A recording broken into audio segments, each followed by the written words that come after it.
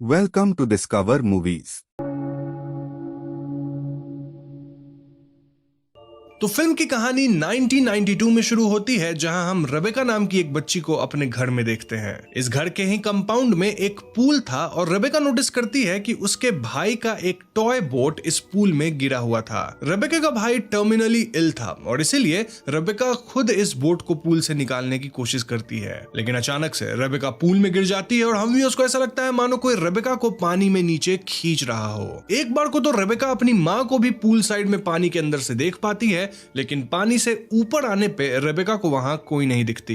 फिर एकदम से वापस रेबेका पानी में डूबने लगती है एंड देन वहां पूल की लाइट्स फ्लिकर भी करती है। In the end Rebecca pool में डूबकर मारी जाती है और हम उसके शरीर तक को पूल में नहीं देख पाते, मानो रेबेका एकदम से गायब हो गई हो। यहाँ से कहानी प्रेजेंट टाइम में आती है, जहां हम वॉलो फैमिली से मिल पाते हैं। इस परिवार में हस्बैंड का नाम रे है, वाइफ का नाम ईव और इनके दो बच्चे हैं जिनका नाम है इजी और इलियट। रे एक नामी बेसबॉल प्लेयर हुआ करता था, लेकिन उसे मल्टीपल स्क्लेरोसिस हो गया है। बेसिकली एक ऐसी बीमारी जिससे सेंट्रल नर्वस सिस्टम डैमेज हो जाता है और इंसान को इससे चलने फिरने या फिर बोलने तक में तकलीफ हो सकती है। हम देख पाते हैं कि रे भी एक केन की मदद से चल रहा है एंड ऑफ कोर्स इस बीमारी की वजह से उसे बेसबॉल से तो रिटायर होना ही पड़ा। रे की ट्रीटमेंट वगैरह को मद्देनजर रखते हुए ये परिवार एक नए घर की तलाश में थे और इन्हें वही पूल वाला घर पसंद आता है जिसे हमने फिल्म के पहले सीन में देखा था। रे की डॉक्टर भी उसको बोली थी कि स्विमिंग उसके लिए बेनिफिशियल है और इस घर में तो एक पूल भी है। तो ऐसे में वॉलर फैमिली अपने रियल्टर से बात करके इस घर को खरीद लेते हैं। इसके बाद वॉलर फैमिली घर को अपने हिसाब से फिक्स करने लगते हैं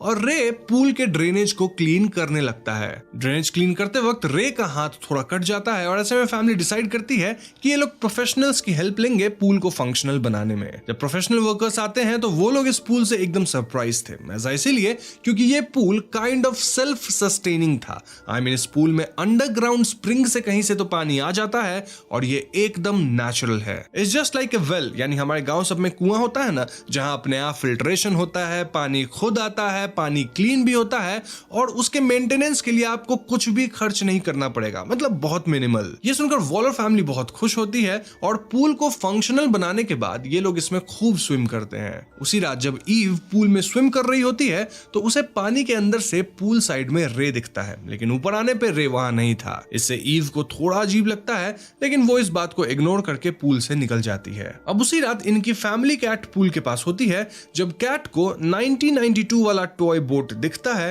एंड देन ये कैट गायब हो जाती है। अगले दिन फैमिली में सबको पता लगता है कि इनकी कैट गायब हो गई है और इससे एलियट सबसे ज्यादा परेशान था। इस घटना के कारण ये लोग पूल के ऊपर एक कवर इंस्टॉल करते हैं ताकि जब पूल यूज में ना हो तो इसे कवर से ढका जा सके। कुछ दिन और बीतता है और ईव नोटिस करती है कि रे पूल में कुछ ज्यादा ही टाइम स्पेंड करने लग गया था। लाइक वो सुबह शाम स्विमिंग करता रहता था एंड देन पूल में रिलैक्स भी करता था। नाउ रे जब अपने अगले मेडिकल टेस्ट के लिए जाता है तो उसकी हेल्थ इंप्रूवमेंट से डॉक्टर्स आश्चर्य में थे। आई मीन रे कुछ ज्यादा ही जल्दी रिकवर कर रहा था और रे को लगने लगा था कि ये सब उस पूल में स्विमिंग एंड वाटर थेरेपी करने के कारण है। खैर एक दिन एलियट पूल में अकेले स्विम करने जाता है जब वहां होल से उसे किसी की आवाज सुनाई देती है। एलियट इस आवाज से बातें करने लगता है और ये आवाज खुद को मूवी के पहले सीन वाली रेबेका बता रही थी। रेबेका कह रही थी कि वो अपनी मॉम को ढूंढ रही है और जैसे ही एलियट इस होल के करीब जाता है वहां अचानक से एक एंटिटी आकर एलियट को खींचने की कोशिश करता है।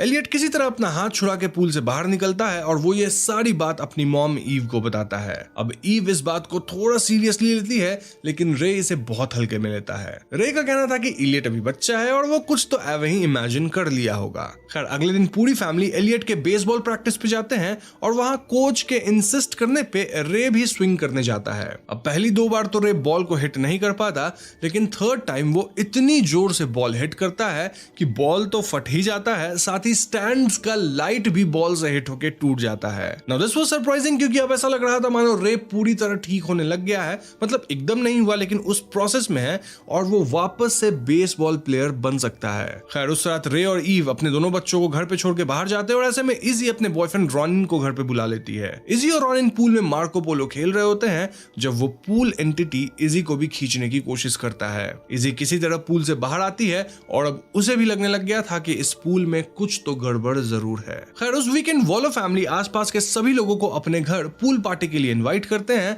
और इस पार्टी में कई लोग थे। लाइक इनकी रियल्टर आई थी, बेसबॉल कोच और उनका बेटा टाई आया था, रॉनिन आया था एंड और भी कई सारे नेबर्स आए थे। यहाँ बात बात में रियल्टर रिवील करती है कि इस घर में कई साल पहले फुलर फैमिली रहा करती थी और उस फैमिली की बेटी यहाँ डूबकर मारी गई थी। ये बात सुनते ईव पूछती है कि क्या उस डूबने वाली लड़की का नाम रेबेका था और ये सुनते रियल्टर शॉक में थी कि ईव को ये नाम कैसे पता। दरअसल अगर आपको याद हो तो जब एलियट पे पूल में हमला हुआ था तो वो अपनी माँ ईव को सब बताया था कि उसे पूल में कोई रेबेका नाम की लड़की बुला रही थी। तो यही बात ईव को याद थी। खैर इस बात को सुन के ईव का शक और बढ़ जाता है और वही पैरेलल में रे कोच के बेटे टाई के साथ पूल में खेल रहा होता है। तभी अचानक से रे डूबने लग जाता है और टाई उसके कंधे पे था, यानी कि वो टाई को पकड़ के अननोइंगली उसे भी डुबाने लग गया था। ऐसे में कोच और बाकी लोग पूल में कूद के रे और टाई दोनों को बचाते हैं। टाई के माता पिता एकदम आग बबूला थे क्योंकि उन्हें लग रहा था कि रे ही टाई को डुबा रहा था, लेकिन ईव उन्हें समझाती है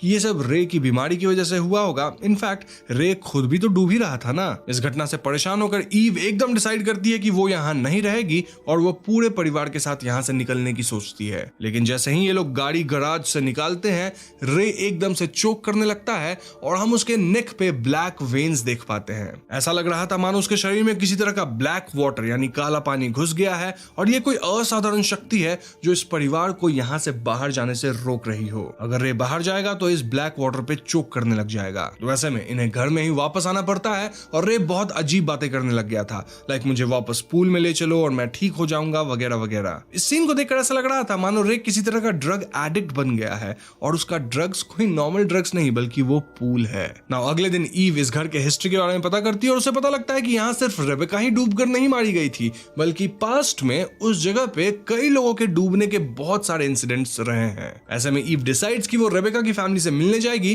ताकि उसे वहां से कुछ इन्फॉर्मेशन मिल सके। ईव फौरन रेबेका की फुलर फैमिली के नए घर पहुंचती है जो कि काफी आलीशान था। यहाँ ईव को बस रेबेका की मॉम मिलती है जो कि काफी स्वीट सी दिख रही थी और वो बता रही थी कि कैसे उनका बेटा बहुत सक्सेसफुल हो गया है और उसी की बदौलत ये परिवार इतना वेल ऑफ है और ये घर इतना आलीशान है। ईव डायरेक्टली मिसेस फुलर से उनकी बेटी रेबेका के बारे में पूछती है और रेबेका का नाम सुनते मिसेस फुलर के चेहरे का रंग उड़ जाता है। बार बार पूछने पे मिसेस फुलर उस घर स्पेसिफिकली उस पूल की सच्ची कहानी बताती है। तो सालों पहले उस एरिया में कोई घर वगैरह नहीं था बल्कि काइंड ऑफ जंगल था और एक हीलिंग स्प्रिंग हुआ करता था। स्प्रिंग बोले तो वाटर बॉडी। ये एक ऐसा स्प्रिंग था जहां आप सिक्का फेंक के अपना विश मांग सकते हैं और आपकी विश पूरी हो जाएगी। उस समय लोग शायद स्प्रिंग की पूजा भी करते थे क्योंकि ये स्प्रिंग लिटरली उनकी विशेस पूरी कर रहा था। लेकिन स्प्रिंग की अपनी भी एक विश थी। बेसिकली जब भी यहाँ का पानी जागेगा तो उसे एक जिंदगी चाहिए। जी हाँ, ये विशेस फ्री में नहीं मिल रही थी बल्कि इन विशेस के बदले ये स्प्रिंग लोगों की जिंदगी भी ले रहा था।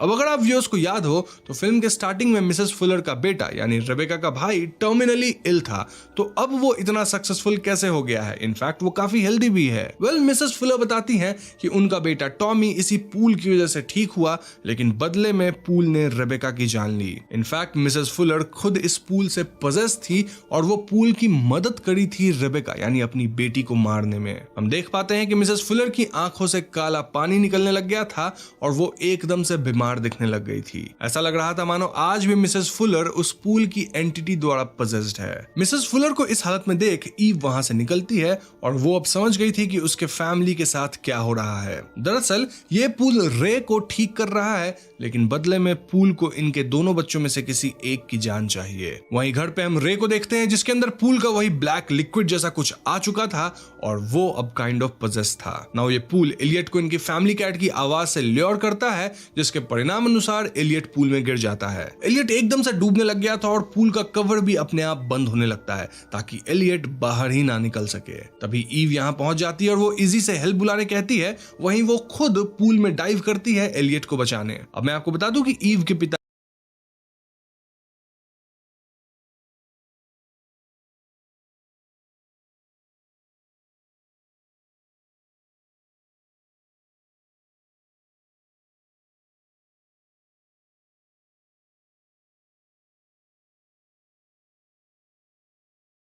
नेवी में थे और ईव बहुत एक्सपर्ट स्विमर थी। ईव पूल में काफी अंदर स्विम करती है और ऐसा लग रहा था मानो वो किसी दूसरे ही डिमेंशन में पहुंच गई है। वो कहते हैं ना डीप वाटर्स में, ऐसा ही कुछ लग रहा था। दूसरी तरफ इजी घर के अंदर हेल्प लेने जाती है, लेकिन अब तक रे फुली पोजेस था। रे अपनी बेटी इजी पे ही हमला करने लग जाता है और इजी किसी तरह रे से बचने की कोशिश करती है। Coming back to Eve, well वो पानी में काफी डीप जाके एलियट को डूबता देख पाती है, लेकिन तभी पूल वाली एंटिटी उस पे हमला कर देती है। इनफैक्ट यहाँ हम उन सब की आत्माओं को देखते हैं जिनकी जान इस पूल ने कभी न कभी ली है। एलियट को अपनी बाहों में लेने के बाद ईव को चारों तरफ सिर्फ अंधेरा और आत्माएं दिख रही थी, यानी उसके निकलने का कोई तरीका नहीं था। बेसिकली मैं कहना चाहता हूँ कि ईव और एलियट दोनों डूबकर मारे जाने वाले थे, लेकिन तभी वहां रेबेका की आत्मा आती है जो कि एक कॉइन उछाल के ईव को सतह तक पहुंचाने का रास्ता दिखाती है। ईव फौरन लाइट को फॉलो करते हुए सतह तक पहुंचने की कोशिश करती है एंड फाइनली वो एलियट को लेकर ऊपर आ पाती है, यानी पानी से ऊपर, और हम ये समझ पाते हैं कि ईव ने ना सिर्फ खुद को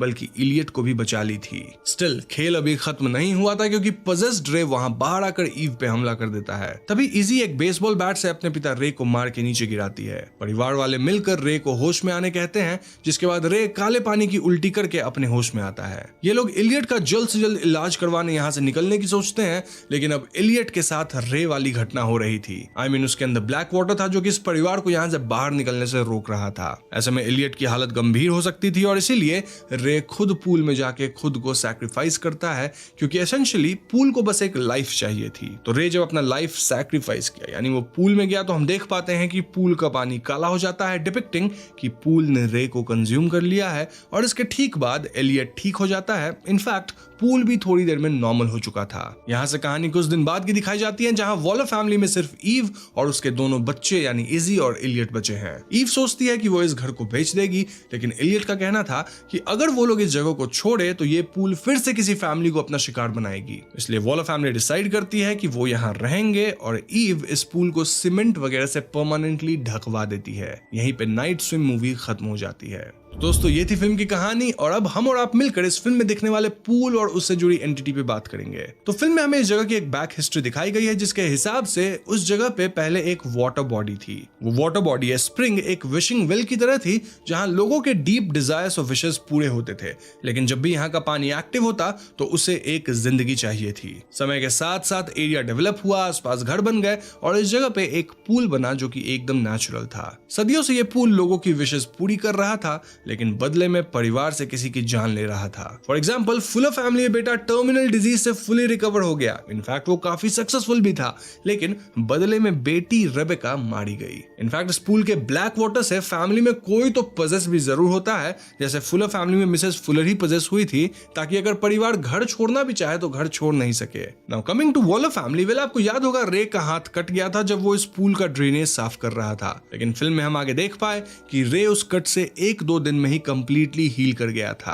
दिस डिपिक्ट्स कि इस पूल में गजब की हीलिंग प्रॉपर्टी है, सिर्फ ऐसी फिजिकल इंजरीज से नहीं, बल्कि अगर आपकी कुछ अंदरूनी इंजरी भी है, किसी तरह की बीमारी है, वो तक ठीक होती है। इस पूल का एंटिटी फैमिली में सबको एनालाइज करता है एंड देन जो सबसे डेस्परेट होता है अपने किसी डिजायर को लेकर, उसे टारगेट करके उसकी विश पूरी करता है। वहीं परिवार में कोई और मारा जाएगा इस पूल में डूबकर। ये एंटिटी अपने पुराने विक्टिम की भी आवाज निकाल सकता है, लाइक रेबेका की आवाज निकाला था, कैट की आवाज इत्यादि। इस फिल्म को देखकर मुझे थोड़ी ऑक्यूलस फिल्म की याद आती है, जहां वो मिरर भी आपको आपकी डीपेस्ट डिजायर फुलफिल होते हुए दिखाएगा एंड देन सबकी जान ले लेगा। डिफरेंस ये है कि ये पूल वाकई में आपकी विशेस पूरी करता है और सिर्फ एक जान लेता है, यूजुअली फैमिली से, और जान भी तब लेगा जब वाटर एक्टिव होगा। लेकिन ऑक्यूलस वाला मिरर तो सबको ही मार देता था, हमेशा मारते रहता था और विशेस पूरी भी नहीं करता था, बस पूरी होते हुए दिखाता था। ओवरऑल मुझे फिल्म का कॉन्सेप्ट सही लगा, लेकिन यहाँ एग्जीक्यूशन वीक है। अगेन मैं ऑक्यूलस का एग्जांपल लूंगा, जहां एग्जीक्यूशन भी बहुत अच्छा था, लेकिन यहाँ एग्जीक्यूशन थोड़ी सी वीक पड़ जाती है। अब आप मुझे कमेंट्स में बताइएगा कि आपको इस फिल्म की कहानी कैसी लगी। वीडियो पसंद आई हो तो इसे लाइक और शेयर कीजिएगा, और अगर आप चैनल पे नए हैं तो हमें सब्सक्राइब भी कीजिएगा, क्योंकि हम अपने चैनल पे ऐसे वीडियोस लाते रहते हैं। पीस।